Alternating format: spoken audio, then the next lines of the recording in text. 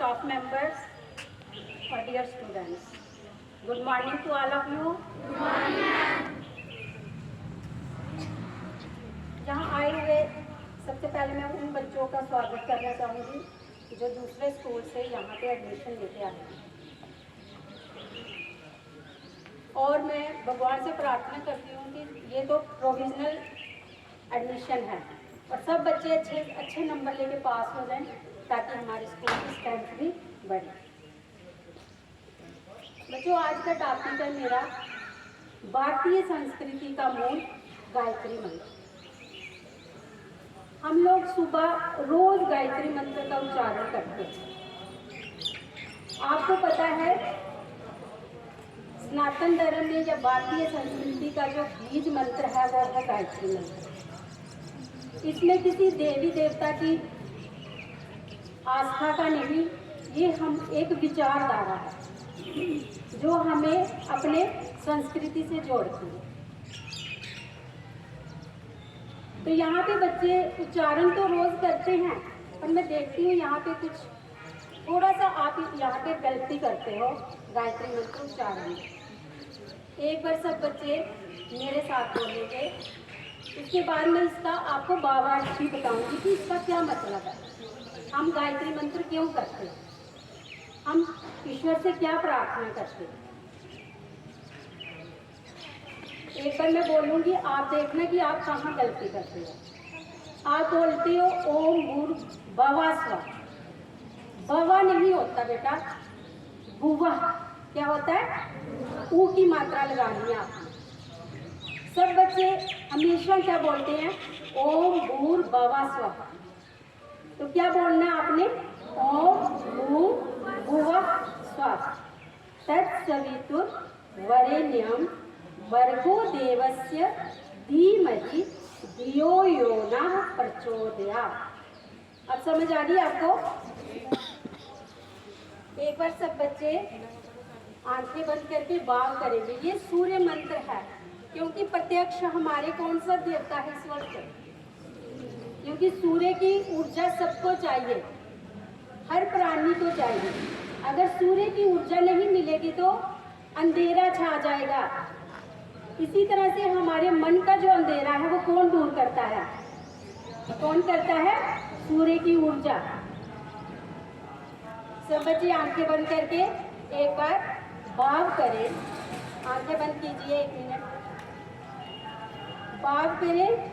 सविता का स्वर्णिम प्रकाश, सविता सूर्य को भी कहते हैं, मेरा नाम भी वैसे सविता है और सविता किसको कहते हैं, सूर्य। सविता का स्वर्णिम प्रकाश हमारे, हाँ चलो बोलिए, सविता का स्वर्णिम प्रकाश हमारे शरीर में प्रवेश कर रहा है, हम प्रकाशवान बन रहे हैं, हमारे शरीर में शक्ति, हृदय में भक्ति संवेदना और मस्तिष्क में सद्ज्ञान बुद्धि का विकास हो रहा है। तो यही आपने हमेशा सूर्य से इसी भाव से प्रार्थना करनी है, सिर्फ बोलना नहीं है। गायत्री मंत्र को अगर भावार्थ के साथ आप सोचोगे तो इससे आपको लाभ होगा। तो इसका भावार्थ क्या है, उस प्राण स्वरूप, बोलिए मेरे साथ, उस प्राण स्वरूप पाप नाशक सुख स्वरूप देव स्वरूप श्रेष्ठ तेजस्वी परमात्मा को हम अंतःकरण में धारण करें। वह परमात्मा हमारी बुद्धि को सन्मार्ग में प्रेरित करे। इसी तरह से आपने भावार्थ करके अगर आप गायत्री मंत्र कहते हो तो बेटा इससे आपकी बुद्धि और भी तीक्ष्ण हो जाती है। देखिए आजकल क्या है, शिक्षा तो हम सब पाते हैं, शिक्षा की कोई कमी नहीं है, सब लोग डिग्रियां लेके बैठ रहे हैं, हमारे बच्चे भी काफ़ी अच्छी जगह पहुंच रहे हैं डिग्रियां लेके, लेकिन हमें क्या कमी है, विद्या की कमी है। शिक्षा और विद्या में क्या अंतर है। शिक्षा जो हम स्कूलों से प्राप्त करते हैं, पाठशाला से प्राप्त करते हैं, लेकिन विद्या क्या होती है, जो हमें हमारी संस्कृति का ज्ञान करवाती है। तो हर बच्चे को, हर यूथ को अपनी संस्कृति का ज्ञान होना चाहिए। आजकल हम क्या देख रहे हैं, बच्चे ड्रग्स की ओर बढ़ रहे हैं, नशे की ओर बढ़ रहे हैं। तो इसमें क्या है, किसकी कमी है, शिक्षा की कमी है क्या इसमें? नहीं, किसकी कमी है, विद्या की कमी है।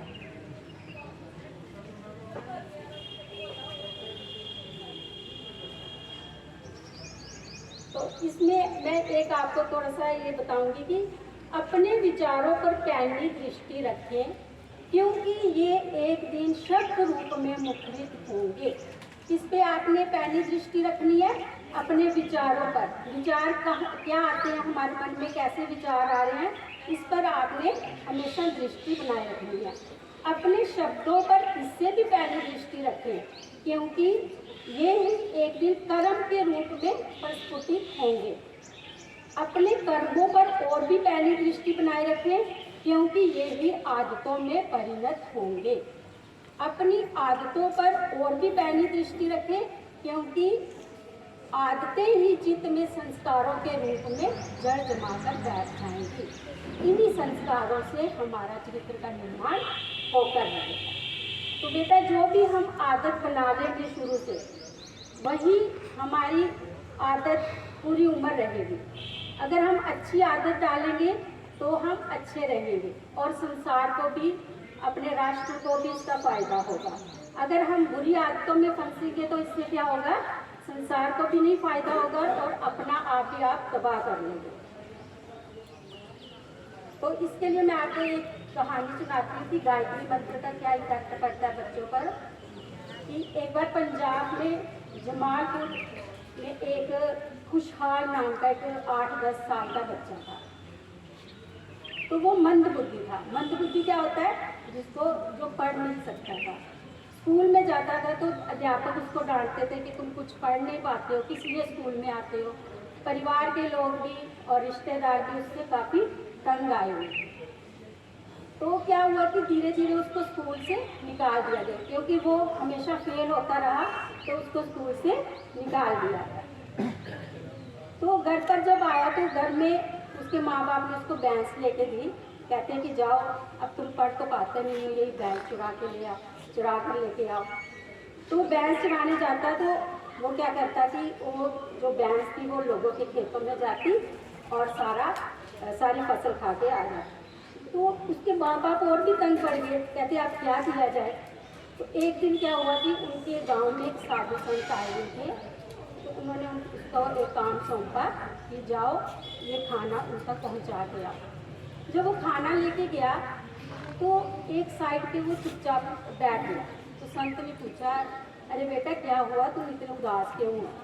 कहता मैं क्या करूं, मैं बहुत कुछ करना चाहता हूं, लेकिन मेरे दिमाग में कुछ बैठता ही नहीं है।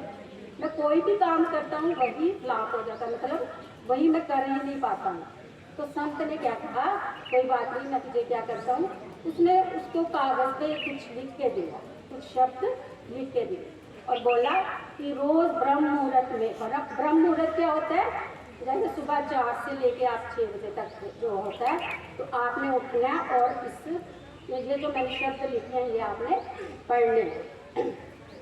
तो वो लड़का रोज़ सुबह उठता और जब उसको नींद आती कभी कभी, तो वो क्या करता, अपनी जो चोटी की जो शिखा रखते हैं उसको रस्सी से बांध के दीवार पे कील लगाकर वहाँ पे बांध देता कि मेरे को नींद ना आए। आप करते हैं, जैसे आप सुबह उठे हो पढ़ने के लिए, बार बार नींद के झोंके आएंगे, आप सो जाओगे, ठीक है, किताब वहीं पे खुली रहेगी। लेकिन उसने प्रण किया कि मैं अब कभी सोऊंगा नहीं। तो वो ये मतलब कि काफ़ी देर तक करता रहा, 2-3 महीने तक उसने लगातार अभ्यास किया। उस अभ्यास के बाद क्या हुआ, उसके व्यवहार में इतना अंतर पड़ा कि उसको हर चीज़ याद होने लगी। अब उसने माँ बाप से कहा कि मुझे लगता है कि मुझे वापस स्कूल में एडमिशन ले लेनी चाहिए। माँ बाप ने उसका दाखिला करवा दिया और बच्चों वो मतलब कि अब हर क्लास में फर्स्ट आने लगा। और किसका ये प्रभाव था?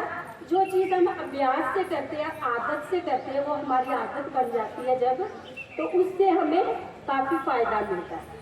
जब वो मतलब कि काफ़ी स्कूल में अच्छा रिकॉर्ड जब उसका आने लगा, तो सब टीचर कहने लगी कि ऐसा इसने क्या किया कि जो इस तरह से वो ये अच्छा बालक बन गया। तो ये बालक जो है आगे जाकर क्या बना, आर्य समाज का स्वामी आनंद के नाम से ये मशहूर हुआ। और इन्होंने क्या किया था, हमेशा रोज क्या करते थे, ये गायत्री मंत्र का उच्चारण। आप कहोगे कि आप गायत्री मंत्र के उच्चारण से ऐसा क्या, ये नहीं है कि आपको एक कोई वो मिल जाएगी कि आप उसको पढ़ने से आप हो जाओगे। ये अभ्यास की जरूरत है। जैसे आप अभ्यास से पढ़ोगे तब भी आप अच्छे नंबरों से पास हो जाओगे, या आपको हर चीज़ याद होती रहेगी। तो बच्चों, मैं ये इसलिए आपको कह रही हूँ कि अगर हम भाव से कोई भी चीज़ करते हैं तो वो हमारे काम आती है। जैसे सोई हुई मान्यता को जगाने का ये मंत्र है, को क्या, गायत्री मंत्र। किसी भी भेदभाव से परे भीतर के देवता को जगाने का मंत्र है। ये विश्व मानव का मंत्र है, ये विवेकशीलता का मंत्र है। आवाज आ रही है?